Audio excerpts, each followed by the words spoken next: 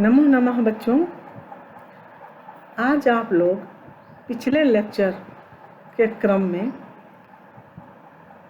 माघ का प्रभात वर्णन के गद्यांश का आगे का भाग पढ़ेंगे।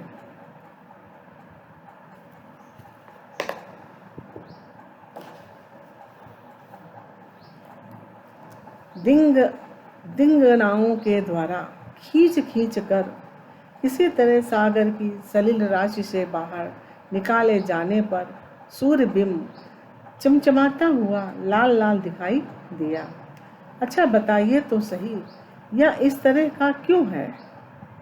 हमारी समझ में तो यह आता है कि सारी रात पयोनिधि के पानी के भीतर जब ये पड़ा था, तब बड़वाग्नि की ज्वाला ने इसे तपाकर खूब दहकाया होगा। तभी तो खैर के जले हुए कुंदे के अंगार के सदृश लालिमा लिए हुए यह इतना शुभ्र दिखाई दे रहा है। अन्यथा आप ही कहिए, इसके इतने अंगार गौर होने का और क्या कारण हो सकता है? बच्चों, इस गद्यांश में लेखक ने पाठक से ही पूछा है कि आप ही बताएं ऐसा क्यों है।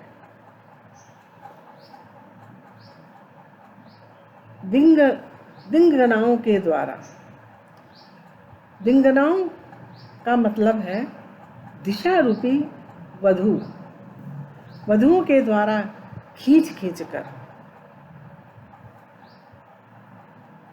बच्चों, इसमें प्रभात का वर्णन करते हुए लेखक कहता है कि दिशा रूपी वधुओं ने मिल करके किसी तरह पूरी शक्ति लगा करके अनेक प्रकार के प्रयत्न करके सूर्यदेव रूपी घड़े को समुद्र की, आकाश रूपी समुद्र की जल राशि से खींच करके बाहर निकाल लिया। तो सूर्य का बिंब चमकता हुआ लाल रंग की भांति दिखाई पड़ा।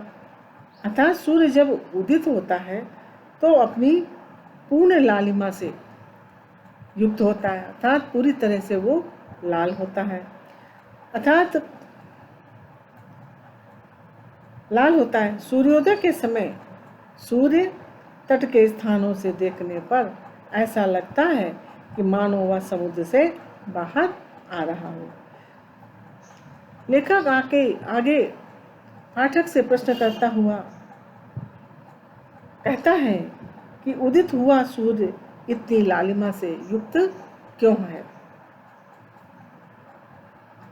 मुझे तो ऐसा लगता है कि जब सारी रात यह सूर्य रूपी घड़ा जो है समुद्र के जल में डूबा रहा, तो समुद्र की बड़वाग्नि अर्थात जल के अंदर निहित अग्नि ने इसे तपा करके लाल कर दिया, जिस कारण यह तपकर इतना लाल हो गया, मानो खैर की जलती हुई लकड़ी। खैर नामक एक लकड़ी है जिसका इसमें वर्णन किया गया है। बच्चों, खैर नामक एक लकड़ी होती है जिसका वर्णन इस गद्यांश में किया गया है।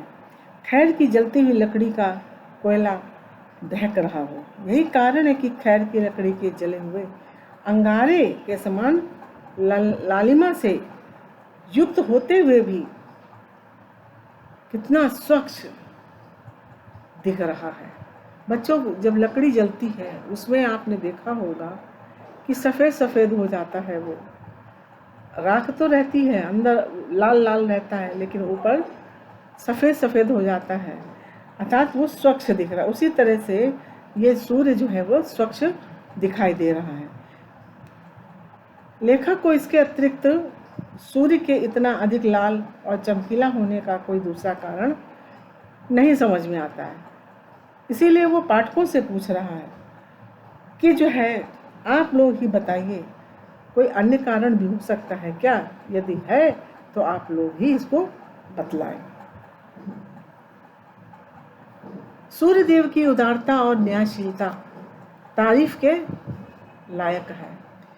तरफदारी से उसे छू तक नहीं गई है। पक्षपात की तो गंध तक उसमें नहीं है। देखिए ना, उदय तो उसका उदयाचल पर हुआ, पर क्षण भर में ही उसने अपने नए किरण कलाप को उसी पर्वत के शिखर पर नहीं, बल्कि सभी पर्वतों के शिखरों पर फैलाकर उन सबकी शोभा बढ़ा दी है। उसकी इस उदारता के कारण इस समय ऐसा मालूम हो रहा है जैसे सभी भूधरों ने अपने शिखरों, अपने मस्तकों पर दोपहरिया के लाल लाल फूलों के मुकुट धारण कर लिए हों। सच है, उदारशील सज्जन अपने चारु चरित्रों से अपने ही उदय देश को नहीं, अन्य देशों को भी आप्यायित करते हैं।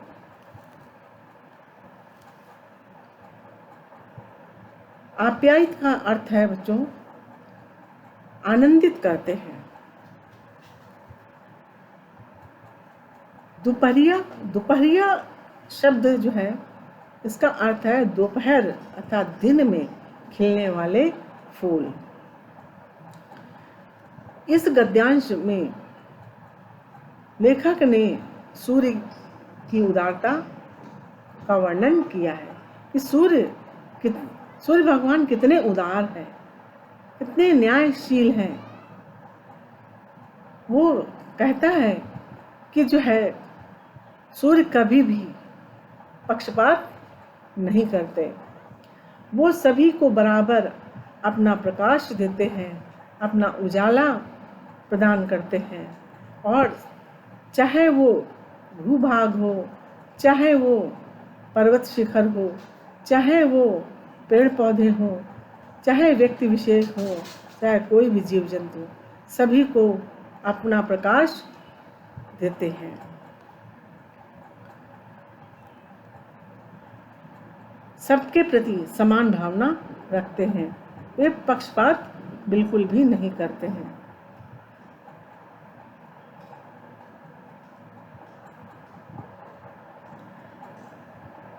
निष्पक्ष भाव से अपने स्वर्णिम आलोक से शोभायमान करते हैं। कहने का तात्पर्य है कि सूर्य सबको समान दृष्टि से दिखते हैं और अपनी किरणों से सभी पर्वतों, सभी दिशाओं को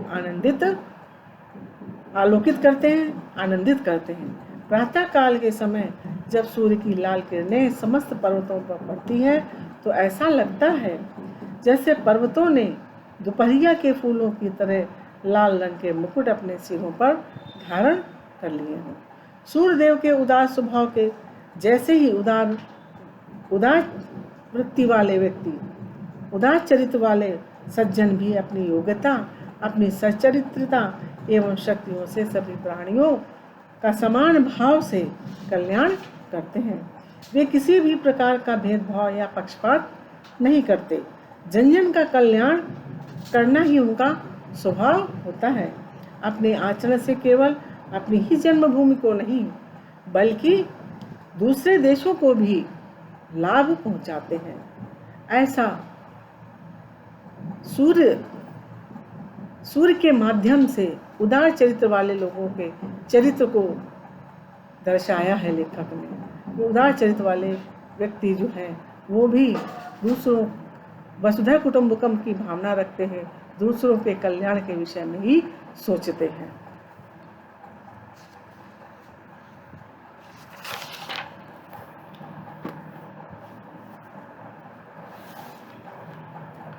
उदयाचल के शिखर पर आंगन में बाल सूर्य को खेलते हुए धीरे धीरे रेंगते देख पद्मिनियों को बड़ा प्रमोद हुआ।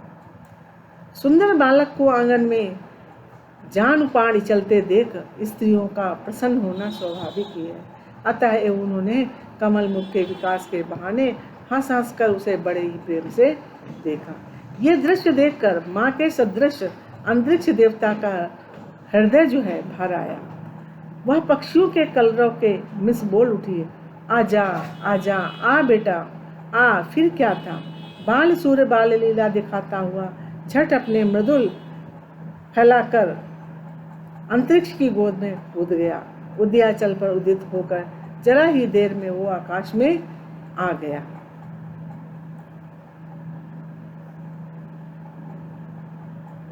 इस गद्यांश में लेखक ने विभिन्न प्रकार के उपमानों को लेकर के सूर्य के उदित होने का कलात्मक चित्रण किया है। लेखक उदयाचल की चोटी पर सूर्य के उदित होने का वर्णन करते हुए कहते हैं कि जब सूर्य उदित होता है तो वह एक शिशु की भांति, एक छोटे बच्चे की भांति होता है।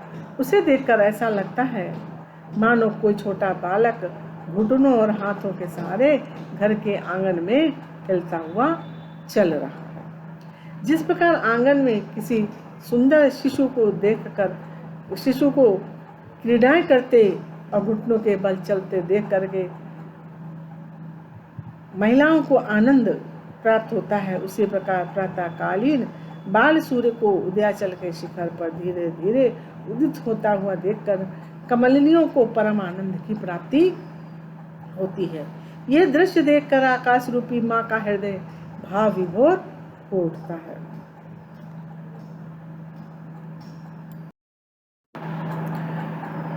अर्थात जिस प्रकार बाल क्रीड़ा देखकर माँ का हृदय भर जाता है, प्रातः होते ही पक्षियों का कलरव सुनकर ऐसा लगता है जैसे कोई माँ अपने बच्चे को अपने पास बुला रही हो, अर्थात बाल सूर्य के इस रूप पर मुग्ध हुई हो और पक्षियों के चहचहाने के बहाने आ बेटा आ कह करके उसे पुकारने लगी।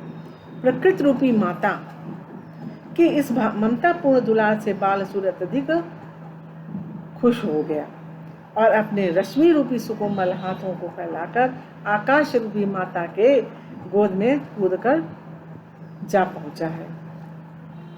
कहने का आशय यह है कि सूर्य कुछ ही समय में आकाश में चमकता हुआ दिखाई देने लगा और चारों ओर सूर्य का प्रकाश फैल गया। आकाश में सूर्य के दिखाई देते ही नदियों ने विलक्षण ही रूप धारण किया। दोनों तटों या ककारों के बीच से बहते हुए जल पर सूर्य की लाल लाल प्रातःकालीन धूप जो पड़ी, वह जल परिपक्व मदिरा के रंग सदृश हो गया। अतः ऐसा मालूम होने लगा जैसे सूर्य ने किरण बाणों से अंधकार रूपी हाथियों की घटा को सर्वत्र मार गिराया हो। उन्हीं के घावों से निकला हुआ रुधिर बहकर नदियों में आ गया हो और उसी के मिश्रण से उनका जल लाल हो गया हो।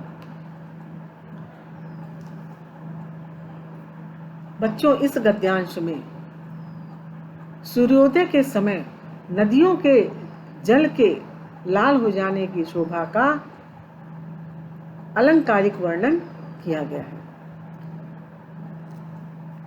लेखक कहते हैं कि जैसे ही आकाश में सूर्य दिखाई दिया अर्थात सूर्योदय हुआ तो उसकी लाल लाल किरणें नदियों के जल पर पड़ने लगी। तब नदियों ने एक अनोखा रंग रूप धारण कर लिया। कहने का आशय है कि सूर्योदय होते ही नदियों के जल के रंग में परिवर्तन होना आरंभ हो गया। नदियों के दोनों तटों के बीच बहती जलधारा सूर्य की लाल लाल किरणों के प्रभाव से मदिरा की धारा के रूप में परिवर्तित हो गई। अर्थात प्रातःकालीन सूर्य की किरणें जब नदी के धारा के रूप में परिवर्तित हो गई अर्थात प्रातःकालीन सूर्य की किरणें जब नदी के जल में पड़ी तो उस जल का रंग जो है वो लाल हो गया, जो पक्की मदिरा के रंग के समान प्रतीत हो रहा था। लेखक नदियों के जल का लालिमा युक्त होने का कारण बताते हुए कहते हैं कि अभी कुछ समय पहले जब सूर्य उगा नहीं था, सभी दिशाओं में अंधकार छाया हुआ था। सूर्योदय होते ही ऐसा प्रतीत होता है मानो सूर्य ने अंधकार रूपी हाथियों के समूह को अपने किरण रूपी बाणों के द्वारा चारों ओर से प्रहार करके मार गिराया हो। बाण लगने के परिणाम स्वरूप हाथियों के घावों से निकला हुआ जो खून है वो इन नदियों के जल में आकर मिल रहा हो। इसी रक्त के जल में मिलने से नदियों का जल लाल लाल हो गया है। आगे का गद्यांश भाग देखिए बच्चों। शत्रु की बदौलत ही जिन लोगों को संपत्ति और प्रभुता प्राप्त होती है उनको भी मार भगाना पड़ता है। शत्रु के साथ ही उनका भी विनाश साधन करना ही पड़ता है।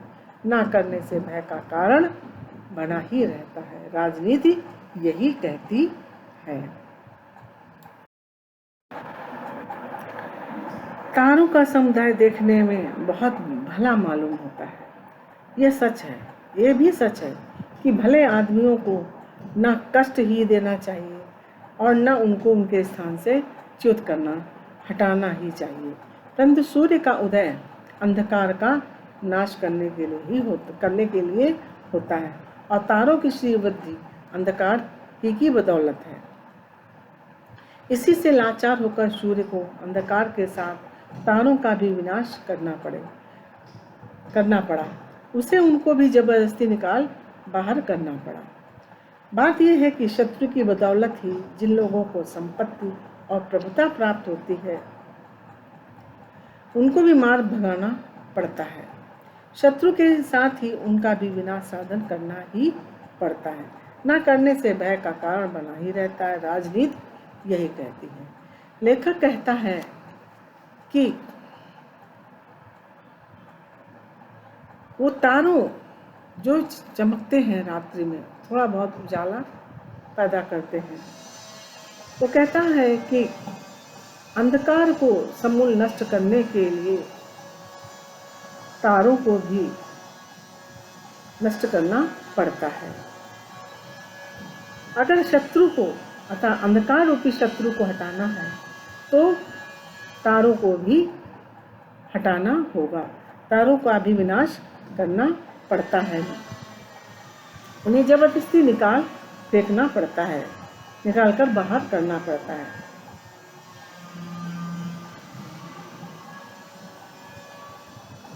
शत्रु के साथ उनका विनाश साधन करना ही पड़ता है। न करने से भय का कारण बना ही रहता है। वो कहता है कि राजनीति यही कहती है। सूर्योदय होते ही अंधकार भयभीत होकर भागकर वो कहीं गुहाओं के भीतर, कहीं घरों के कोनों और कोठरियों के भीतर जा छिपा।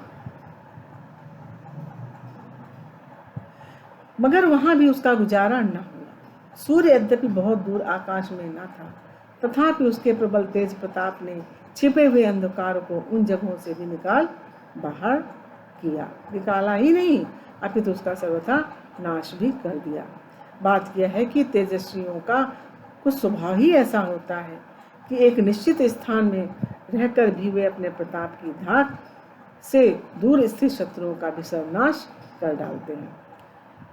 लेखक इस गद्यांश में कहता है कि सूर्य उदित होते ही अंधकार जो है भयभीत होकर के कोनों कोनों में जाकर के छिप गया। लेकिन सूर्य का प्रकाश या तेज जो है इतना था, अभी उदित ही हुआ था, वो भी उन गली कूचों में, गुफाओं में, घरों के कोनों कोनों में घुस करके उस अंधकार का विनाश कर दिया। अर्थात उसको निकाला ही नहीं बल्कि उसका सर्वथा नाश कर दिया। लेखक अंत में इसमें कहता है कि तेजस्वियों का स्वभाव ही ऐसा होता है कि वो अपनी जगह पर स्थित हो रह करके भी अपने प्रताप की धाक दूर स्थित शत्रुओं का भी सर्वथा विनाश कर डालते हैं। अर्थात अपनी धाक से ही, अपने तेज से ही शत्रुओं का, दूर रहते हुए शत्रुओं का भी विनाश कर देते हैं। सूर्य और चंद्रमा ये दोनों ही आकाश की दो आंखों के समान हैं। उनमें से सहज किरणात्मक मूर्तिधारी सूर्य ने ऊपर उठकर जब अशेष लोगों का अंधकार दूर कर दिया तब वो खूब ही चमक उठा। उधर बेचारा चंद्रमा किरणहीन हो जाने से बहुत ही धूमिल हो गया। इस तरह आकाश की एक आंख तो खूब तेजस और दूसरी तेजोहीन हो गई। अतः ऐसा मालूम हुआ जैसे एक आंख प्रकाशवती तो दूसरी अंधी वाला आकाश काना हो गया। लेखक कहता है सूर्य और चंद्रमा दोनों ही आकाश की दो आंखें हैं, आंखों के समान हैं। उसमें भी 1000 किरणों वाले सूर्य जो है ने ऊपर उठ करके समस्त संसार के अंधकार को दूर कर दिया और खूब चमक उठा। लेकिन चंद्रमा बेचारा किरणहीन हो करके हो जाने से वो अत्यधिक धूमिल हो गया, अर्थात उसका चमक जो है उसकी जाती रही। इस तरह आकाश की एक आंख तो खूब तेजस्वी रही, खूब तेजस्वी रही, और दूसरी तेजहीन हो गई। अतः ऐसा मालूम हुआ जैसे एक आंख तो प्रकाशवती है और दूसरी आंख अंधी हो गई है, आकाश काना हो गया हो। कुमुदनियों का समूह शोभाहीन हो गया और सरोरुओं का समूह शोभा संपन्न। बच्चों, ये बिल्कुल सत्य बात है कि जब सूर्य निकलता है तभी कमल खिलता है। दोनों का अटूट रिश्ता है, दोनों का अटूट प्रेम है। और उधर रात्रि को जब चंद्रमा निकलता है तभी कुमुदनी खिलती है। और जैसे चांद अस्त होता है, जैसे ही चांद रात्रि समाप्त होती है और सूर्य का उदित होने लगता है, वैसे ही कुमुदनी धूमिल पड़ जाती है, मुरझा जाती है। तो वो कहता है कि कुमुदनियों का समूह चंद्रमा जो है वो तेजहीन हो गया और कुमुदनियों का समूह जो है शोभाहीन हो गया। उनकी कुमुदनियों की शोभा जाती रही। और सरोरुओं का समूह शोभा संपन्न। सरोरु अर्थात कमल का समूह जो है वो सुंदरता से युक्त हो गया। उल्लुकों को तो शोक ने आ घेरा और चक्रवाकों को अत्यानंद ने। उल्लुकों अर्थात उल्लू अंधेरे में ही रहते हैं, उनको तो शोक ने आ घेरा, क्योंकि दिन हो गया, सूर्य का प्रकाश फैल गया, तो उल्लू जो हैं वो शोक में डूब गए। और चक्रवाक जो थे वो आनंदित हो गए। चक्रवाक अर्थात चकवे जो हैं अत्यधिक आनंद से भर गए। इसी तरह सूर्य तो उदय हो गया और चंद्रमा अस्त। कैसा आश्चर्यजनक विरोधी दृश्य है। दुष्ट देव की चेष्टाओं का परिपाक कहते नहीं बनता है, वो बड़ा ही विचित्र है। किसी को तो हंसाता है और किसी को रुलाता है। लेखक कहता है कि जो है देवता को, ईश्वर को दुष्ट की उपाधि देता हुआ कहता है कि दुष्ट देव की जो चेष्टाएं हैं वो उसके विषय में कुछ कहा ही नहीं जा सकता है, क्योंकि वो उसकी हम इंसान कठपुतली है। वो किसी को तो हंसाता है और वो किसी को रुलाता है। सूर्य को आप दिग्वधुओं का पति समझ लीजिए और ये भी समझ लीजिए कि पिछली रात वो कहीं और किसी जगह अर्थात विदेश चला गया था। मौका पाकर इसी बीच उसी जगह पर चंद्रमा आ विराजा। पर ज्यों ही सूर्य अपना प्रवास समाप्त करके सवेरे पूर्व दिशा में फिरा धमका, त्यों ही उसे देख चंद्रमा के होश उड़ गए। लेखक इस गद्यांश में कहता है कि सूर्य को आप दिग्वधुओं का पति, दिशाओं का पति अर्थात स्वामी समझ लीजिए। कि पिछली रात वो कहीं और किसी जगह अर्थात वो विदेश चला गया था। बेटा, एक ही सूर्य है, एक ही चंद्रमा है, और कभी तो सूर्य का प्रकाश अपने भारत में रहता है और कभी वो विदेशों में। जब हमारे यहाँ दिन होता है तो विदेशों में रात होती है, जब हमारे यहाँ रात्रि होती है तो विदेशों में दिन होता है। तो लेखक यहाँ पर यही कहना चाह रहा है कि सूर्य को आप दिशाओं की दिशा रूपी बधुओं का स्वामी समझिए। वो कभी तो कहीं रहता है और कभी विदेश चला जाता है। मौका पाकर इसी बीच उसी उस जगह पर उस समय पर चंद्रमा आ धमकता है, आ विराजता है। और जेहू सूर्य जो है अपने प्रवास से विदेश से वापस आ जाता है, वैसे ही चंद्रमा के होश उड़ जाते हैं। और वो फिर अब क्या हो, क्या उपाय करूं, ये सोच करके अपने किरण समूह को कपड़े लत्ते के सदे छोड़ वो पति के समान गर्दन झुका करके वो पश्चिम दिशा रूपी खिड़की के रास्ते से निकल जाता है, अतः वो उसका अस्त हो जाता है। महामहिम भगवान मधुसूदन जिस समय कल्पांत में समस्त लोगों का प्रलय बात की बात में कर देते हैं, उस समय अपनी समधिक अनुरागवती श्री को धारण करके उन्हें साथ लेकर क्षीर सागर में अकेले ही जा विराजते हैं। दिन चढ़ाने पर महिमा में भगवान भास्कर भी उसी तरह एक क्षण में सारे तारा लोक का संहार करके अपनी अतिशायनी श्री के सहित क्षीर सागर के समान आकाश में देखिए वो अकेले ही मौज कर रहे हैं।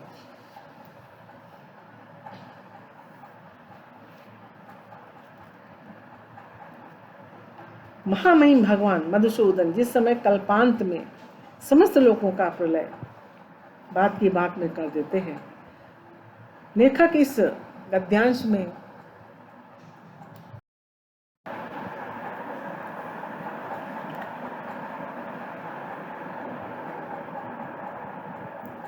महामहिम भगवान मधुसूदन जिस समय कल्पांत में समस्त लोक का प्रलय बात की बात में कर देते हैं, इस गद्यांश में लेखक ये बताता है कि प्रातः काल में सूर्योदय होने के साथ ही आकाश में न तो चंद्रमा ठहर पाता है न तारे। आकाश बिल्कुल साफ एवं स्वच्छ हो जाता है और वहाँ केवल चमकता हुआ सूर्य तथा उसकी सहचरी किरणें ही मात्र शेष रह जाती। इसे देखकर लेखक को प्रलय काल का दृश्य स्मरण हो आता है। वो कल्पना करता है कि सृष्टि के अंत समय में प्रलय होती है। भगवान विष्णु प्रलय कर देते हैं। प्रलय के कारण सारी सृष्टि नष्ट हो जाती है, चारों ओर जल ही जल दिखाई देता है। ऐसे प्रलय काल में भगवान विष्णु जिस प्रकार तीनों लोकों को नष्ट करके अपनी प्रेममयी पत्नी लक्ष्मी के साथ क्षीर सागर में अकेले ही सुशोभित होते हैं, उसी प्रकार सूर्य देव भी रात्रि अर्थात रात एवं उसके सहायकों अंधकार चंद्रमा और तारों की समस्त सृष्टि को एक साथ नष्ट कर क्षीर सागर के समान स्वच्छ आकाश में एकांत पा करके अपनी आभा के साथ अकेले ही आनंद के साथ अपना समय व्यतीत करते हैं। बच्चों, ये पाठ यहीं पर हम समाप्त करते हैं। आपको गद्यांश का भाव भी समझाया और इस तरह से ये पाठ समाप्त हो गया है। कहीं कोई गद्यांश का अर्थ न समझ में आया हो तो अगली कक्षा में हमसे पुनः पूछिएगा। धन्यवाद बच्चों।